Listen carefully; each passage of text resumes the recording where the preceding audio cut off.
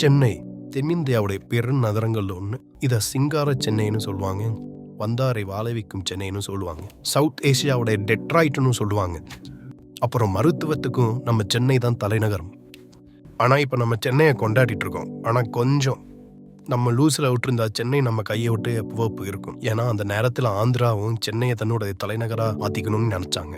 சுதந்திரத்துக்கு முன்னாடி நம்ம தென்னிந்தியா மெட்ராஸ் மாகாணம்னு சொல்லி தான் இதை அழைச்சாங்க. அதனால அந்த காலகட்டத்தில் தென்னிந்தியாவில் பெரும்பாலான மக்கள் சென்னைக்கு வர்றதை ஒரு பிரதானமாக வச்சுட்டு இருந்தாங்க. ஆனால் ஆந்திரா எல்லைக்கு பக்கத்துலேயே நம்ம சென்னை இருந்ததுனால மற்ற மொழி பேசுகிறவங்கள விட தெலுங்கு பேசுகிற மக்கள் தான் அதிகமாக இருந்தாங்க. அதே மாதிரி அந்த மக்கள் மெட்ராஸுடைய அரசியலையும் அவங்க கால் பதிச்சுட்டு இருந்தாங்க.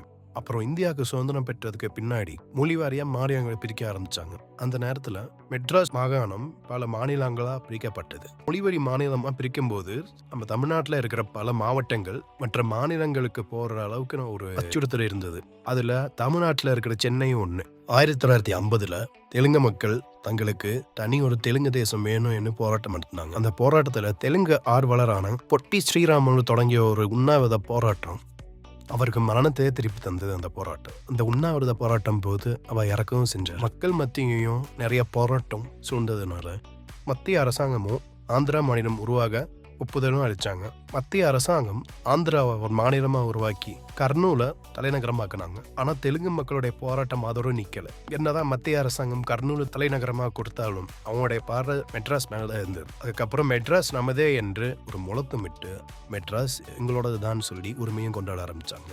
ஆனால் இது கேட்டதுக்கு நம்ம தமிழ் மக்கள் கொதித்து இருந்தாங்க. குறிப்பாக தமிழ் தேசியத்தில் இருந்த மாப்போ சிவஞானம் இதை அவர் கடுமையை எதிர்க்கவும் செஞ்சார். இதனால நம்ம தமிழர்களுக்கும் தெரிந்தவர்களுக்கும் ஒரு போராட்டமே இருந்தது. இது மத்திய அரசு காது வரைக்கும் போனதுனால 1950களில் இருந்த காங்கிரஸ் இதுக்கு ஒரு முடிவை சொன்னாங்க. அது என்னன்னா, ஆந்திரா மற்றும் தமிழ்நாட்டுடைய பொது தலைநகரா சென்னையை அறிவிக்கலான்னு முன் வந்தாங்க மத்திய அரசாங்கம்.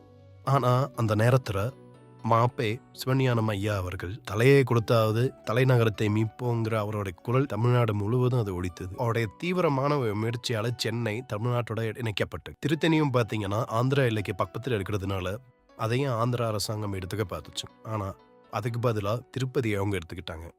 அன்னைக்கு சிவஞானம் ஐயா எடுத்த அந்த போராட்டத்தினால தான் இன்னைக்கு நம்ம சென்னையை மீட்டிருக்கோம். ஒரு காலத்தில் மதராசப்பட்டினம் என்று அழைக்கப்பட்ட சென்னை ஆங்கிலேயர்கள் வந்ததுக்கப்புறம் அதை மெட்ராஸ்ன்னு அழைக்க ஆரம்பித்தாங்க. நம்ம சென்னைக்கு நிறையா பேர் இருக்குது. அதில் ஒன்று மதராசப்பட்டினம், மதராஸ், மெட்ராஸ். இன்னைக்கு நம்ம சென்னைக்கு 385 வயசு ஆகுது. இன்னைக்கு வந்தாரை வாழ வைக்கும் ஊரா ஜோடிக்குது நம்ம சென்னை. நம்ம சிங்கார சென்னை எப்பவும் கர்ஜனையோடு வளரட்டும். நன்றி, வணக்கம்.